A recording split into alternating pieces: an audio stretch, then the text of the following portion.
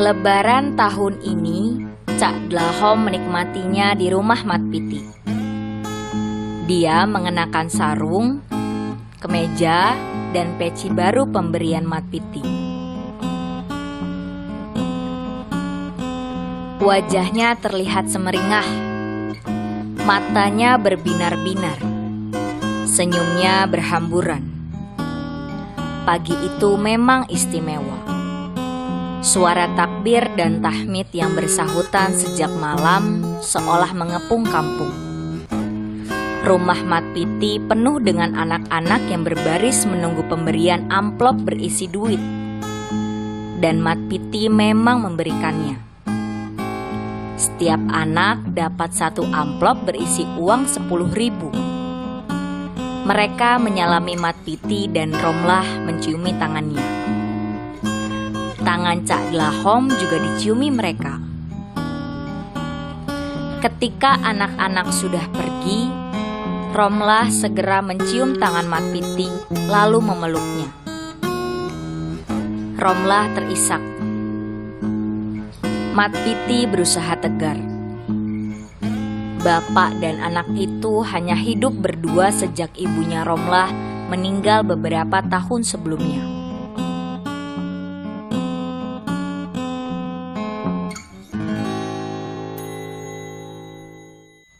Maafkan aku, Pak. Aku banyak berdosa dan bersalah. Bapak yang minta maaf padamu, Nak. Pemandangan itu membuat Cak Dlahom tertunduk. Dia menahan air matanya agar tidak menetes. Cak, Suara Romlah membuyarkan Cak Dlahom. Dia menoleh ke Romlah. maafkan saya ya, Cak. Kalau saya ada salah dan dosa sama sampean.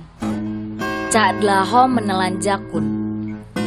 Dia tak sanggup menatap Romlah.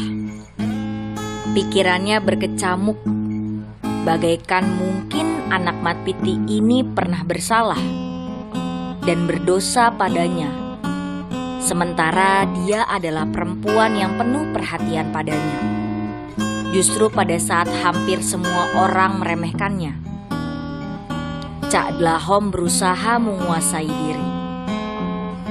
Dikembangnya senyumannya, tapi mendadak Romlah meraih tangannya lalu menciumnya. Cak Dlahom dilematis, mau menarik tangannya, tapi Romlah terlanjur meraihnya. Tangannya tidak ditarik. Dia tak enak sama Mat Piti yang terus melirik-lirik.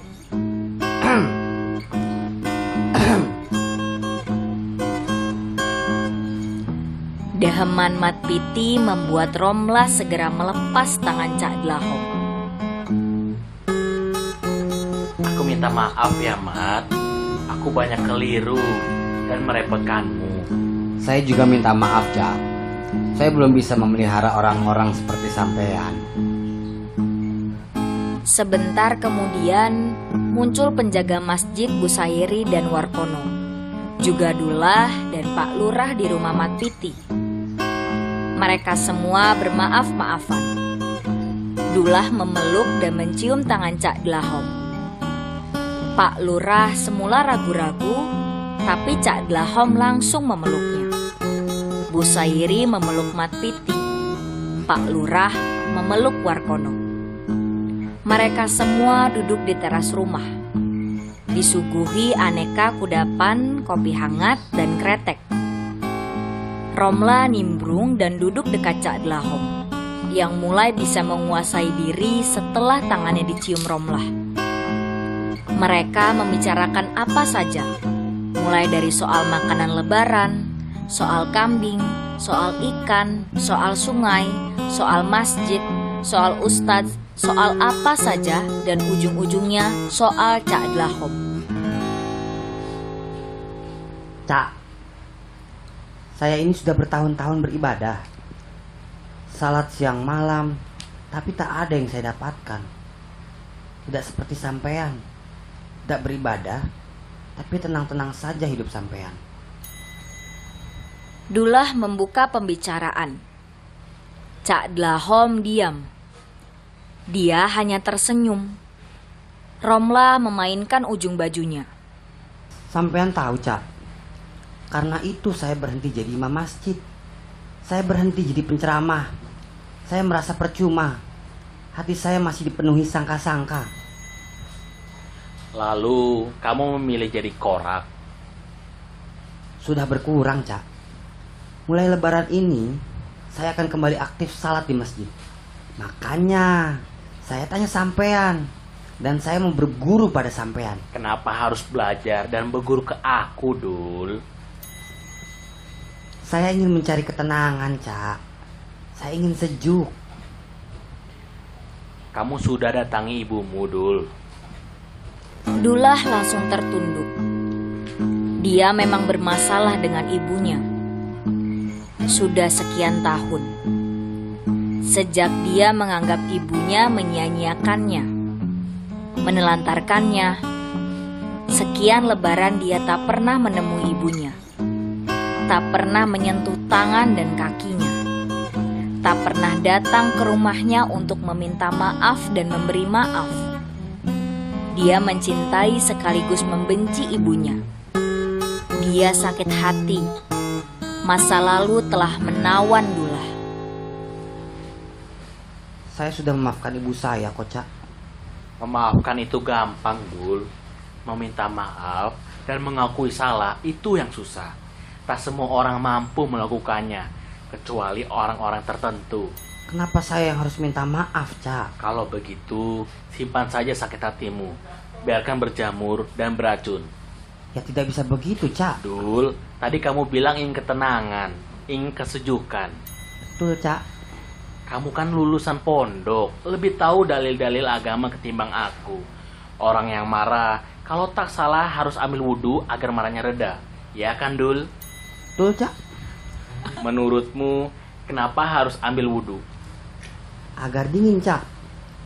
Agar bisa menahan diri, tidak emosi. Wudhu memang mendinginkan, Dul, karena itu disebut Mariul Ba'arid, yang menyejukkan. Apa hubungannya dengan saya yang harus minta maaf pada ibu, Cak? Dinginkan hatimu, Dul, basuh dengan air wudhu, dengan memberi dan meminta maaf. Itulah Mariul Ba'arid, yang menyejukkan, kecuali kamu terus menginginkan hatimu dibakar neraka, kebencian dan masa lalu. Dullah menunduk. Mat Piti dan Pak Lurah manggut-manggut. Bu Sairi mengunyah madu wongso, penganan dari ketan hitam yang dibungkus kertas minyak warna-warni. Warkono sebal-sebul dengan kreteknya. Benar, Cak. Memang susah meminta maaf. Hanya orang yang kuat yang sanggup mengakui kesalahannya. Suara berat Pak Lurah memecah suasana. Dullah semakin menunduk. Jadi bagaimana caranya agar dengan lapang dada bisa meminta maaf, Cak? Saya minta maaf, Pak Lurah. Loh, saya tanya, kok malah minta maaf? Kenapa, Cak? Saya ini bukan siapa-siapa, tak patut didengar. Saya hanya mau belajar meminta dan memberi maaf, Cak. Sampean serius? Saya akan mencoba. Saya kira Dullah juga mau. Iya kan, Dul? Dullah hanya mengangguk. Mat Piti masih menyimak. Pak Lurah terus nyerocos. Sampean ndak akan sanggup, Pak Lurah. Akan saya coba, Cak. Serius? Ya serius, Cak. Hal-hal yang baik kan harus diseriusin. Coba buka seluruh pakaian sampean sekarang, Pak Lurah. Apa, Cak? Buka pakaian sampean, semuanya, telanjang bulat. Ya nggak mungkin lah, Cak. Sampean kok malah tambah edan. Tidak mungkin, kenapa? Ya malu lah, Cak. Malu kenapa? Lah sampean bagaimana? Masa nyuruh orang telanjang? Itu kan membuka aurat. Lagi pula apa hubungannya dengan meminta maaf? Sampean malu karena sampean merasa lebih mulia, merasa lebih berharga, merasa lebih dari yang lain. Begitu juga dengan orang yang enggan meminta maaf. Mereka berat karena merasa tidak bersalah, merasa paling benar. Subhanallah. Masya Allah. Saya malu bertelanjang, Cak.